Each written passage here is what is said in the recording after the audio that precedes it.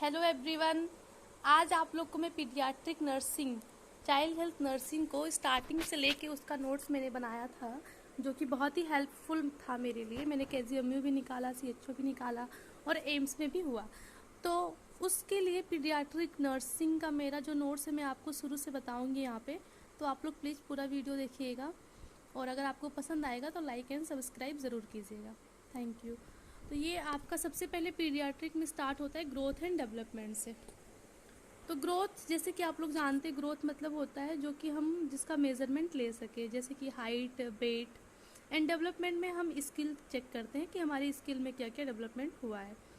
उसके बाद ये तो दोनों आप जानते ही होंगे। फिर है आपका stage of growth and development. तो सबसे पहले है एम्ब्रायो, ये बहुत इंपॉर्टेंट है, EMBRYO, जो कि 14 डेज टू 8 वीक्स तक होता है। ये क्वेश्चन आता है कि एम्ब्रियो का जो पीरियड होता है वो कितना होता है, तो आप इसको लिखेंगे before 8 weeks, 14 days to 8 weeks. वैसे ज़्यादातर ये पूछा जाता है 8 वीक्स वाला ऑप्शन में रहता है, तो 8 वीक्स एम्ब्रियो कब डेवलप होता है। उसके बाद है कि 25 टू 30 हाँ 25 to 30 gram per day weight increase during 5 to 6 month. मतलब 25 से 30 ग्राम जो बेबी का वेट होता है पर डे बढ़ता है 5 से 6 महीने के अंदर अंदर। ये क्वेश्चन पूछता है कि पर डे कितना वेट बढ़ता है बच्चों में, तो 25 से 30 ग्राम रहेगा। और ये क्वेश्चन इंपॉर्टेंट है, अक्सर पूछा जाता है एम्ब्रॉय वाला 8 वीक्स, ये आप याद रखिएगा। 8 वीक्स, 14 डेज टू 8 वीक्स। फिर है आपका इन्फेंट बर्थ वेट। ये बर्थ वेट ये भी क्वेश्चन आता है कि इन्फेंट का जो वेट है वो डबल कितने महीने में होता है। ये बहुत इंपॉर्टेंट है, ये क्वेश्चन भी पूछा गया एग्जाम में प्रीवियस ईयर्स में। तो डबल होता है वो 6 मंथ में, 6 महीने पे बच्चे का वेट जो होता है वो डबल हो जाता है। जैसे कि मान लीजिए बच्चे का वेट वो पैदा हुआ था तो 2.5 किलोग्राम का था, तो वो 6 महीने में उसका वेट लगभग 5 किलोग्राम का हो जाएगा। ये क्वेश्चन मोस्ट इम्पॉर्टेंट है, ये अक्सर पूछा जाता है ट्रिपल, कि बच्चे का वेट ट्रिपल कब होता है, बर्थ वेट से ट्रिपल कब होता है, तो वो 1 ईयर में होता है। ये बहुत बार पूछा गया है, मेनी टाइम्स पूछा गया है ये। तो उसके बाद है 4 times in 2 years and 5 times in 3 years and 10 times in 10 years. मतलब उसका जो बच्चे का वेट है, बर्थ वेट 10 टाइम्स हो जाता है 10वें साल में। ज़्यादा इंपॉर्टेंट ये वाला है डबल एंड ट्रिपल वाला, तो आप ये याद रखिएगा, डबल होता है 6 मंथ में एंड ट्रिपल होता है 1 ईयर में। फिर है हाइट या फिर लेंथ कह सकते हैं उसको। तो at birth full term baby is 45 to 50 centimetre. ये क्वेश्चन आता है, ज़रूर आता है, 1 नंबर का तो आता है, बच्चे का हाइट या फिर उसका लेंथ बर्थ के समय में कितना होता है, तो ये होता है आपका आइडियली 45 टू 50 सेंटीमीटर। 1 साल पे बच्चे का, ये भी क्वेश्चन पूछा गया है, ये क्वेश्चन इंपॉर्टेंट है। 1 साल पे बच्चे का हाइट कितना हो जाता है, 75 सेंटीमीटर लगभग हो जाता है। उसके बाद 2 साल पे आपका 85 सेंटीमीटर, 3 साल पे 95, 4 साल पे ये 100 सेंटीमीटर, 4 ईयर पे 100 याद रखिएगा, double of birth weight. And 4 साल, उसके बाद 13 ईयर्स पे इसका 150 सेंटीमीटर। ये सब इतना नहीं इंपॉर्टेंट है, बस ये वाला इंपॉर्टेंट ज़्यादा। 1 ईयर में बच्चे का हाइट कितना हो जाता है, 75 सेंटीमीटर हो जाता है। एंड एट बर्थ बच्चे का आइडियल हाइट होता है 45 टू 50 सेंटीमीटर। ये बहुत इंपॉर्टेंट है। फिर है हेड सर्कमफेरेंस, ये 33 टू 35 सेंटीमीटर होता है आइडियली हेड सर्कमफेरेंस बच्चों में at birth, 33 to 35। It should be measure after 48 hours of birth because moulding में गिव फॉल्स मेजरमेंट। इनके ये कहने का मतलब ये है कि हेड सर्कमफेरेंस जो आइडियली 33 टू 35 सेंटीमीटर होता है, जो कि हम 48 घंटे के बाद ही मेज़र करेंगे, तब हमको एग्जैक्ट डेटा पता चलेगा, क्योंकि बर्थ के समय में मोल्डिंग की वजह से हमको फॉल्स मेजरमेंट मिल सकता है। नेक्स्ट है आपका चेस्ट सर्कमफेरेंस। तो चेस्ट सर्कमफेरेंस जो होता है 30 टू 33 सेंटीमीटर होता है एट बर्थ, जो कि 3 सेंटीमीटर लेस होता है हेड सर्कमफेरेंस से, 3 centimetre less than head circumference. तो इसको क्या माना जाता है, आइडियली हेड सर्कमफेरेंस से 3 सेंटीमीटर कम होता है चेस्ट सर्कमफेरेंस। जब बच्चा छोटा होता है तो उसका जो ये हेड होता है ये बड़ा होता है, एंड जो चेस्ट होता है ये छोटा होता है। लेकिन जैसे जैसे बच्चा बड़ा होता है उसके बाद उसका चेस्ट बड़ा हो जाता है और हेड जो होता है वो छोटा हो जाता है। तो उसके बाद क्या है, after at 1 year of age head circumference become equal to chest circumference. 1 साल के एज में जो एज हेड सरकमफेरेंस है वो इक्वल हो जाता है किसके, चेस्ट सरकमफेरेंस के, मतलब दोनों बराबर हो जाता है। एंड उसके बाद आपको आता है, आप बताएंगे इन्फेंटोमीटर। ये क्वेश्चन भी पूछा जाता है, इन्फेंटोमीटर क्या होता है। तो इन्फेंटोमीटर आपको पूछ लिया जाएगा कि measure length in 2 years old, तो आप क्या पूछेंगे, तो ये इन्फेंटोमीटर मतलब use in age less than 2 years, मतलब जो बच्चे 2 साल से छोटे हैं उनका लेंथ या हाइट मेजर करने के लिए हम इन्फेंटोमीटर का यूज करते हैं। ये ज़्यादातर एसएनसीयू या एनआईसीयू में पाया जाता है। ये आप कैसे याद करेंगे, इन्फेंटोमीटर हो गया लेस देन 2 years का जो बेबी है उनमें यूज करते हैं। एंड नेक्स्ट है स्टेडियोमीटर। स्टेडियोमीटर जो होता है वो हम इसका अपोजिट है, स्पेशली ऑफ चिल्ड्रेन, मतलब इसमें हम कह सकते हैं कि मोर देन सॉरी ये स्टेडियोमीटर 2 years मोर देन, मतलब जो 2 साल से बड़े होते हैं बच्चे उनका हाइट मेजर करने के लिए हम स्टेडियोमीटर का यूज करते हैं। एंड 2 साल से जो कम होते हैं बच्चे उनका हाइट मेजर करने के लिए हम इन्फेंटोमीटर का यूज करते हैं। ओके, तो नेक्स्ट है electronic weighing scale in hospital practice. ये इलेक्ट्रॉनिक वेइंग स्केल हॉस्पिटल में पाया जाता है। और ये इसके बाद ये बच्चों का वेट लेने के लिए न्यूबॉर्न बेबी में। एक सेल्टर स्केल होता है, ये फील्ड प्रैक्टिसेस में, इसका आप एक बार इमेज देख लीजिएगा, मे बी एम्स का अगर एग्ज़ाम है तो पूछ सकता है कि ये क्या चीज़ है। तो सेल्टर स्केल अगर मैं ट्राई करूँगी इमेज आपको दिखाने की बाद में नेक्स्ट वीडियो में। तो ये फील्ड प्रैक्टिसेस में यूज़ किया जाता है, ये हमारा हॉस्पिटल में यूज़ किया जाता है, लाइक एनआईसीयू वगैरह में होता है, न्यूबॉर्न बेबी का वेट लिया जाता है। एंड ये हेरपेंडेंस कैलिपर्स, ये भी इंपॉर्टेंट है।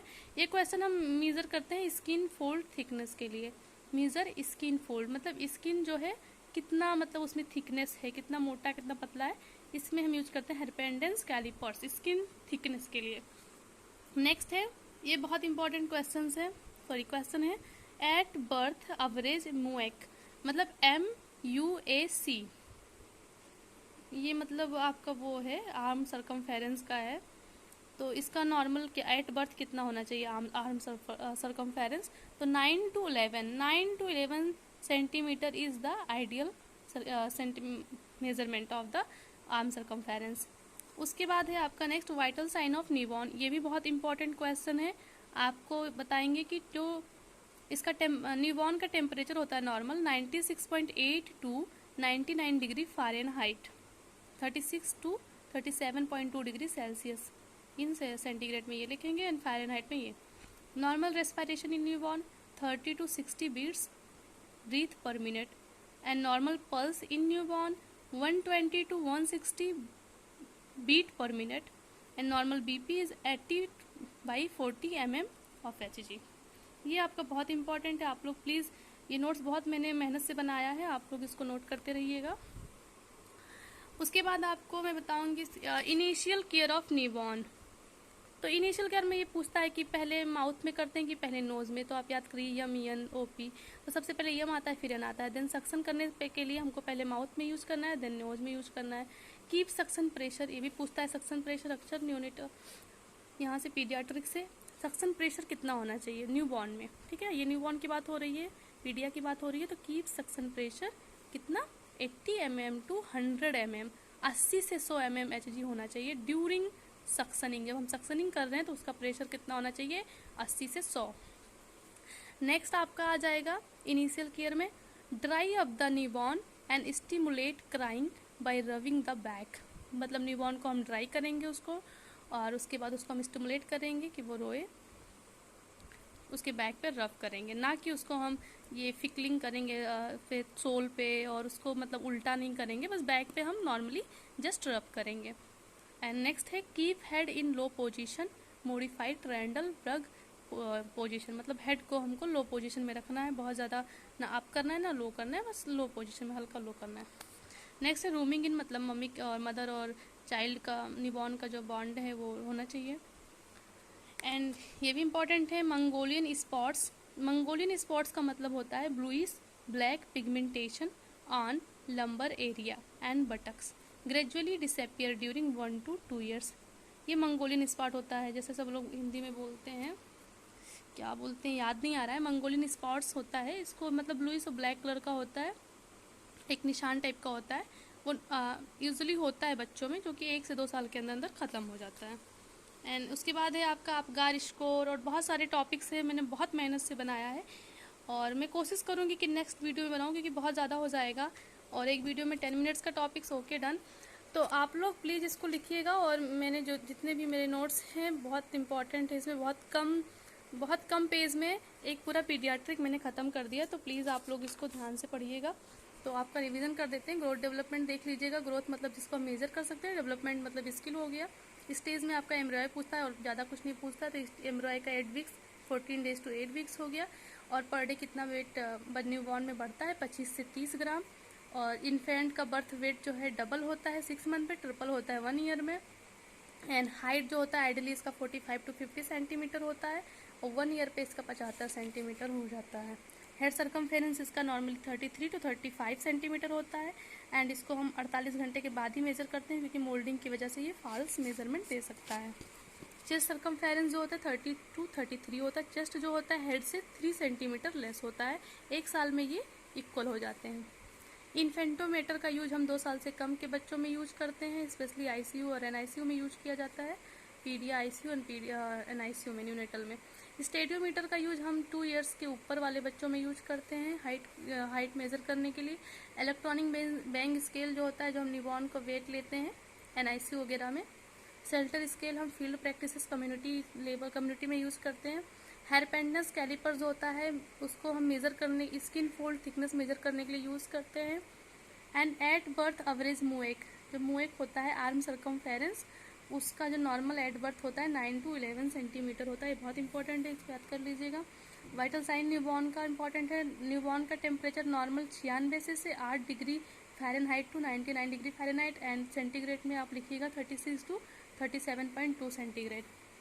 नॉर्मल रेस्पिरेशन होता है न्यूबॉर्न में 30 से 60 breath per minute and normal pulse rate होता है 120 से 160 बीट्स पर मिनट एंड नॉर्मल बीपी होता है न्यूबॉर्न में 80 से 40 mm of HG। Initial care में आपका नॉर्मली पूछा जाता है सक्शन जो होता है first mouth and then nose and keep suction pressure 80 से 100 mg। न्यूबॉर्न में 80 से 100 mm ऑफ HG करते हैं ड्यूरिंग सक्शनिंग। एंड उसके बाद इनिशियल केयर है ड्राई अप करेंगे न्यूबॉर्न को और स्टिमुलेट करेंगे क्राइंग। कैसे स्टिमुलेट करेंगे, बच्चे के जो बैक होता है, जो पीठ होता है, उसको हल्का सा रब करेंगे, बहुत ज़्यादा उसको उल्टा करने की ज़रूरत नहीं है और उसको पैर पे ऐसे मारने की ज़रूरत नहीं है। सोल में उसके keep head in low position, बच्चे का जो हेड है थोड़ा सा लो पोजीशन में करके रखेंगे एंड रूमिंग इन मदर के साथ उसको रखेंगे। एंड मंगोलियन स्पॉट होता है जो कि ब्लूइश ब्लैक पिगमेंटेशन होता है लंबर एरिया में या फिर बटक साइड में।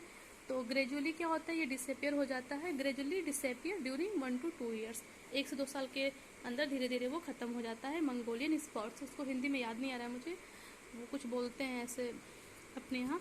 उसके बाद अपगार स्कोर है एंड बहुत सारी चीज़ें हैं। ब्रेस्ट फीडिंग के बारे में मैंने बताया है, उसके एडवांटेज बेनिफिट्स, उसमें क्या क्या चीज़ पाया जाता है, टाइप्स ऑफ ब्रेस्ट मिल्क, बहुत ही इंपॉर्टेंट चीज़ें हैं। आप लोग प्लीज़ ध्यान से पढ़िएगा, मैं पूरा बताऊंगी। एंड मेरे पास हर किसी चीज़ का नोट्स है, मतलब पीडिया का, ओबीजी का एंड MSN का, तो मैं कोशिश करूँगी आपको पूरा नोट्स प्रोवाइड करने के लिए। Thank you. सारे नोट्स मैंने PR Yadav and target high and क्लेक्स से मिलाकर बनाया हुआ है। जो इम्पॉर्टेंट थे वो मैंने तीनों को एक में करके लिखा है। Thank you so much. आप लोग को मेरा वीडियो पसंद आया हो तो प्लीज़ लाइक एंड सब्सक्राइब करिए और जिस भी टॉपिक पे आपको अगर चाहिए नोट्स या फिर आपको कुछ चाहिए नॉलेज तो आप प्लीज़ कमेंट करिए, मैं उसके देने के लिए कोशिश करूँगी। Thank you so much.